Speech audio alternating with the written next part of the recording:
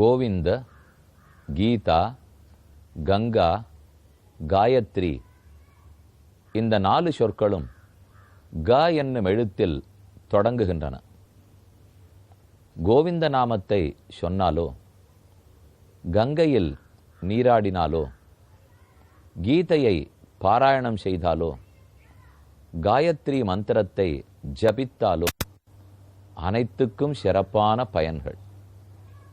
சதுர்ககார சயுக்தே புனர்ஜன்மன வித்யதே. இந்த 4 க தொடங்கும் சொற்கள் சேருமானால் அந்த மனிதன் மறுபடி பிறப்பதே இல்லை. கோவிந்தனை பற்றினாலும், அதை காயத்ரி மந்திரத்தின் மூலம் பற்றினாலும், அந்த கோவிந்தனே கீதை சொன்னாரே அதை பாராயணம் செய்தாலும், அந்த கோவிந்தன் திருவிக்கிரமனாக வளர்ந்த போது அவன் ஸ்ரீபாத தீர்த்தமாக ஓடும் கங்கையில் நீராடினாலும் அனைத்துமே புண்ணியத்தை கொடுக்கும், சிறந்த கதி கொடுக்கும். நாம் தற்போது காயத்ரி தேவியை வணங்கப் போகிறோம். தினமுமே நாம் காயத்ரி மந்திரத்தை உச்சாரணம் செய்கிறோம், அதை ஜபம் செய்கிறோம். கரூரில் உள்ள ராம் நகரத்தில் அபய கோதண்டராம சுவாமி கோவில், இத்திருக்கோயிலில் இருக்கும் காயத்ரி தேவியை வணங்குகிறோம். காயந்தம் திராயதேதி காயத்ரி என்று சொல்லுவார்கள். இந்த மந்திரத்தை எவனெல்லாம் ஜபிக்கிறானோ அவனை காக்க வல்ல மந்திரம். காயத்ரி தேவி ஒரு மந்திரமாய் ஒரு சந்தஸாகவும் விளங்குகிறாள். வடமொழியில் அனுஷ்டுப்பு என்னும் சந்தஸ் 8×4=32 எழுத்துகள் கொண்டது. அதாவது ஒரு ஸ்லோகம் எழுதுமோமானால் அந்த ஸ்லோகத்தின் கால் பகுதி, அதற்கு ஒரு பாதம் என்று பெயர். அந்த பாதத்தில் எத்தனை எழுத்துக்கள் உள்ளனவோ அதற்கு தகுந்து காயத்ரி, உஷ்ணிக்கு, அனுஷ்டுப்பு, பிருகதி, பங்க்தி என்னெல்லாம் சொல்லுவதுண்டு. இப்போ பங்க்தின்னு சொல்கிறோம்னால் ஒரு பாதத்துக்கு ஒரு கால் ஸ்லோகத்துக்கு 10 எழுத்துகள் என்று பொருள். அனுஷ்டுப்புன்னு சொன்னால் ஒரு கால் ஸ்லோகத்துக்கு 8 எழுத்துகள் என்று பொருள். அப்படி பார்த்தால் காயத்ரிக்கு 6 எழுத்துகள் தான் ஒரு பாதத்துக்கு வர வேண்டும். மொத்தம் 4 பாதங்கள், 4 கால் ஸ்லோகங்கள், அதுதானே முழு ஸ்லோகம். 4 6 எழுத்துகள், 24 எழுத்துகள். 24 எழுத்துக்கள் கொண்ட ஸ்லோகம் காயத்ரி சந்தஸில் உள்ளது என்று கூறலாம். ஆனால் நாம் தினப்படி சூரியனை குறித்து காயத்ரி மந்திரம் கூறுகிறோமே, அந்த மந்திரத்தில் 4 பாதங்கள் கிடையாது, 4 கால் பகுதிகள் இல்லை. அதற்கு பதில் 3 கால் பகுதிகள் உள்ளன. அப்ப நாற்காலி இல்லை, முக்காலி. முக்காலியா? அப்ப 24 எழுத்துக்களா அல்லது 6×3=18 எழுத்துக்களா? இது 24 எழுத்துக்களே, ஆனா 8×3=24 எழுத்துக்கள். முக்காலின்னு கூறினேன். அப்படின்னா 3 பாதங்கள், 3 கால்கள், அதில் ஒரு காலுக்கும் 8 எழுத்துக்கள்.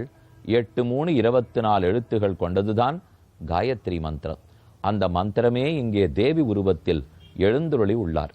இதே போல புஷ்கரத்தை அடைந்தால், எங்கோ அஜ்மீருக்கு பக்கத்தில் இருக்கக்கூடிய புஷ்கரம், அங்கே காயத்ரி தேவிக்கு மலை உள்ளது. அந்த மலையிலிருந்து காயத்ரி தேவி பிரம்மாவை தோத்திரம் பண்ணி கொண்டிருக்கிறாள். பிரம்மாவை குறித்து தவம் புரிகிறாள். புஷ்கரத்தில் காயத்ரி தேவி உண்டு, பிரம்மாவுக்கு கோயில் உண்டு. இதோ கரூரில் இருக்கும் ராமநகரத்தில் காயத்ரி தேவிக்கு கோயில் உண்டு. ராமன் சூரிய குலத்தில் உதித்தவன். அப்ப சூரிய நமஸ்காரம் எத்தனை பண்ணியிருப்பார்? அவரை பிரார்த்திக்கும் போதே காயத்ரி மந்திரத்தை சொல்லித்தான் பிரார்த்திக்க வேண்டும். சவிதுஹு வரேண்யம் பர்கோதேவஸ்ய தீமகி என்று சொல்லுவார்கள். சவிதானா சூரியன். அந்த சூரியனுக்குள்ளே இருக்கும் சிறந்த ஒளிபடைத்த திருமால், அவனுடைய கல்யாண குணங்கள், சிறப்பான பண்புகள். அந்த பண்புகளை பிரார்த்திக்கிறேன். நம்முடைய ஞானத்தை, நம்முடைய புத்தியை யார் தூண்டி விடுகிறாரோ அவனை வணங்குகிறேன் என்றுதான் காயத்ரி மந்திரத்தில் சொல்லுகிறோம். அதை சிறப்பாக அதிகாரம் உள்ளவர்கள், அதாவது ஆச்சாரியனிடத்தே உபதேசம் பெற்றவர்களே கூற வேண்டும். நம் இஷ்டத்துக்கு புத்தகத்தை பார்த்து காயத்ரி மந்திரத்தை படிக்கக்கூடாது. அது ஒரு ஆசானிடத்தில் செல்ல வேண்டும், நிஷ்டை பெற வேண்டும். இனிஷியேஷன் சொல்றமே, அதை போல பெற்றுக்கொண்ட பிற்பாடுதான் காயத்ரி மந்திரத்தை கூறலாம். இங்கு காயத்ரி தேவியை சேவித்து கொண்டோம், சொல்லுபவர்களையெல்லாம் காக்கிறாள். அதே போல ராமனும் தன்னை நினைப்பவர்களையெல்லாம் காக்கிறான். அவனை தரிசிப்போம். ராமன் அயோத்தியா காண்டத்தில் சீதையோடே காட்டுக்கு புறப்படுகிறார். 31வது சர்க்கம். ஒரு மாதிரி சீதையை பேசி ஆக்ஷேபம், சமாதானம், பேச்சு, மறுபேச்சு அனைத்தும் முடிந்து சரி என்று ஒத்துக்கொண்டான். இனி அடுத்தது லக்ஷ்மணனிடத்தில் விடைபெறப் போகிறார். நடக்குமா? ராமன் இலக்குவனை பார்த்து, நீ நாட்டில் இரு, தந்தையை பார்த்துக்கொள், நான் போய்விட்டு வருகிறேன். லக்ஷ்மணன் மறுத்தான். அதெப்படி கூறுவாய்? நானும் கூட வருவதாகத்தான் இருக்கிறேன். உன்னை ஆறு தனியாக அனுப்ப போகிறார்கள்? நான் கூட இருந்து தொண்டு புரிய போகிறேன். ராமன் ஏற்றுக்கொள்ளவில்லை. அந்த பேச்சுவார்த்தை தான் 31வது சர்க்கம். ஏவம் ஸ்ருத்வாச சம்பாதம் லக்ஷ்மணஹா பூர்வமாகதா பாஷ்ப பர்யாகுலமுகா சோகம் சோடும் அசக்ருவன். துன்பத்தை தாளமாட்டாத இலக்குவன் ஹோனு கண்ணீர் விடத் தொடங்கினான். நம் தாய்க்கு இப்படி ஒரு கதியா? சீதை கூட செல்ல வேண்டுமா? எப்பேற்பட்ட ஜனகுலத்தில் பிறந்து இங்கு வந்து வாழ்க்கைப்பட்டாள். புகுந்த வீட்டுக்கு குறவா, பிறந்த வீட்டுக்கு குறவா, எங்கும் செல்வச்சி மாட்டி அவள் போய் காடுமேடுகள் அலைத்தினிமா அலைய போகிறாள். நினைத்த இலக்குவனுக்கு தாங்க முடியவில்லை. தானும் கூட போக வேண்டும், ஆந்தனையும் தொண்டு புரிய வேண்டும். ஷடக்கென ராமன் திருவடிகளில் விழுந்தான். அருகே சீதை இருக்க அவளை முன்னிட்டு கொண்டு ராமனிடத்தில் சரணாகதி அனுஷ்டிக்கிறான். இதுவே ராமாயணத்தில் ரொம்ப ஆச்சரியமான சரணாகதியாக சொல்லப்படுகிறது. சப்ராது சரணௌ காடம் நிபீட்ய ரகுநந்தனஹ சீதாமுவாச்ச அதியசாக ராகவஞ்ச மகாவிரதம். அழகான ஸ்லோகம், உயிரான ஸ்லோகம். சப்ராது சரணௌ காடம். அவனுடைய பிராதாவான ராமன், அண்ணன் ராமன், ராமனுடைய திருவடிகளை சரணௌ காடம் நிபீட்ய நன்கு கெட்டியாக பற்றி கொண்டான். தன் அண்ணனின் திருவடிகளில் விழுந்து அவற்றை கெட்டியாக பற்றி கொண்டான். பிராது சரணௌ காடம் நிபீட்ய ரகுநந்தனஹ சீதாம் உவாச்ச அதியசாம் ராகவஞ்ச மகாவிரதம். அருகிலிருக்கும் சீதையை முன்னிட்டு கொண்டு, சீதே, முதலில் உன்னை பற்றுகிறேன்.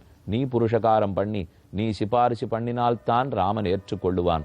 என்னை அவசியம் அழைத்து போகச் சொல்ல வேண்டும் என்று இலக்குவன் பிரார்த்திக்கிறான். சீதாமுவாச்ச அதியசாம் ராகவஞ்ச மகாவிரதம் யதி கந்தும் கிருதா புத்தி வனம் மிருககஜாயுதம் அகம் துவா அனுகமிஷ்யாமி வனமக்ரே தனுர்தரஹ. கையில் நான் வில்லை ஏந்த போகிறேன். காடும் வானரமும் வேடர்களும் எத்தனையோ யானைகளும் புலிகளும் சிங்கங்களும் இருக்கும் காட்டில் நான் முன்னால் போகப் போவேன். ராமா, நீ மட்டும் காட்டுக்கு போகப் போகிறேன் என்கிற முடிவெடுத்து விட்டாயானால் நான் முன்னே செல்லுகிறேன், உன்னை காக்க வேண்டும். இதை ஒவ்வொருவரும் கூறுகிறார்கள். சீதை பேசும்போதும் அக்ரதஸ்தே கமிஷ்யாமி மிருத்னந்தி குஷகண்டகான், நான் முன்னே செல்லுகிறேன், நீ பின்னால் வா என்கிறாள். இலக்குவன் பேசும்போதும் நான் முன்னால் செல்லுகிறேன், நீ பின்னால் வா.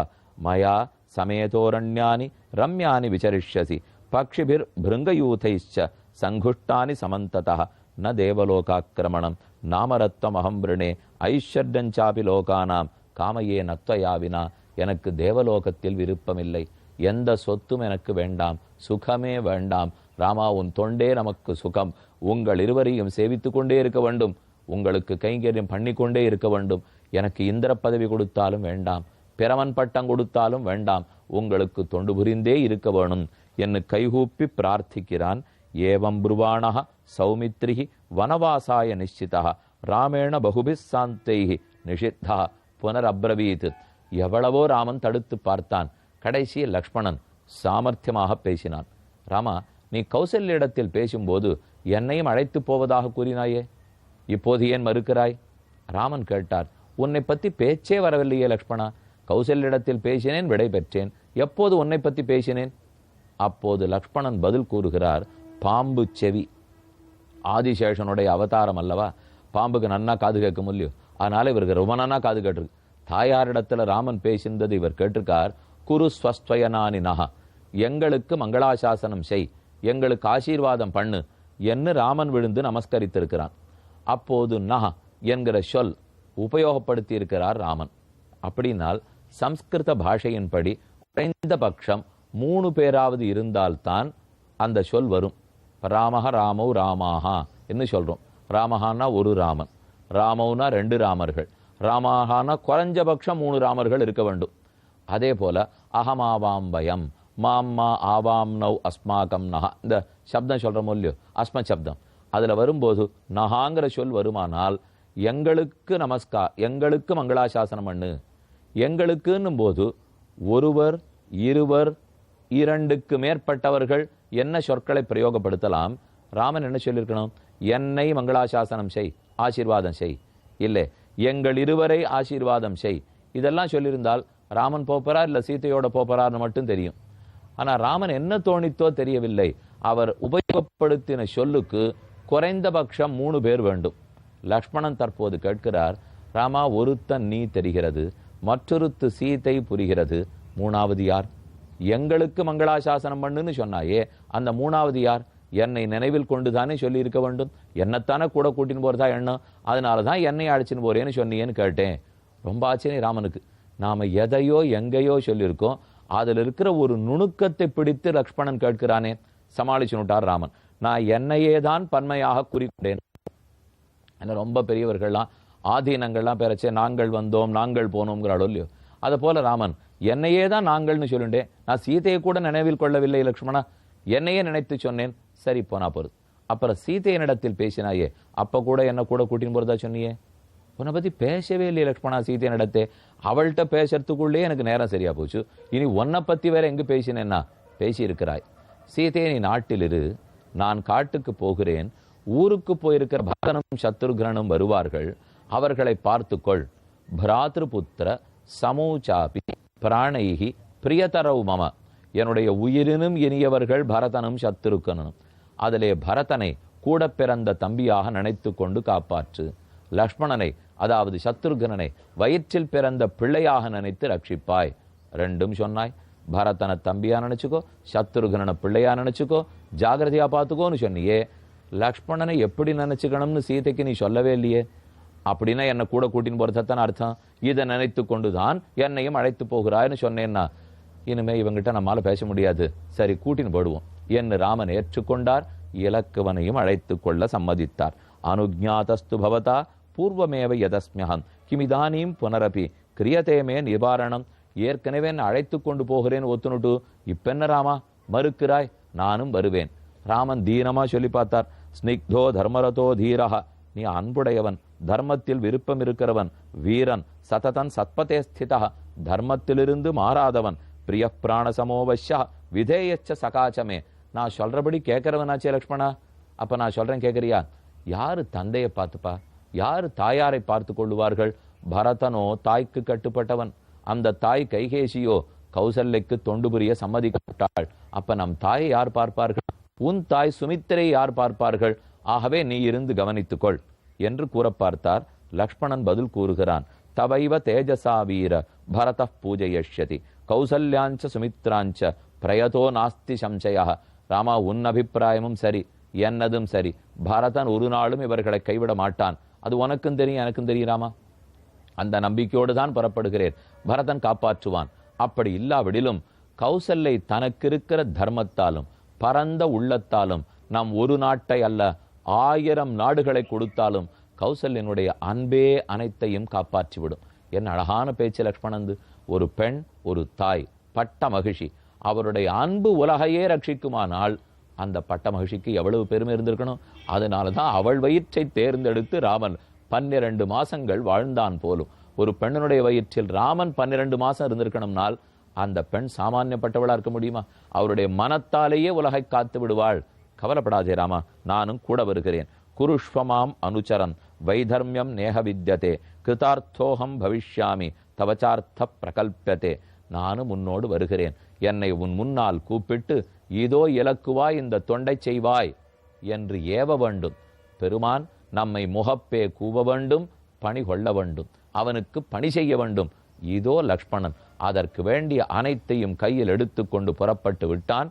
நமக்கும் லக்ஷ்மணனுக்கு கிட்டின பேரு ராமனின் தொண்டு எப்போதும் கிட்டட்டும்.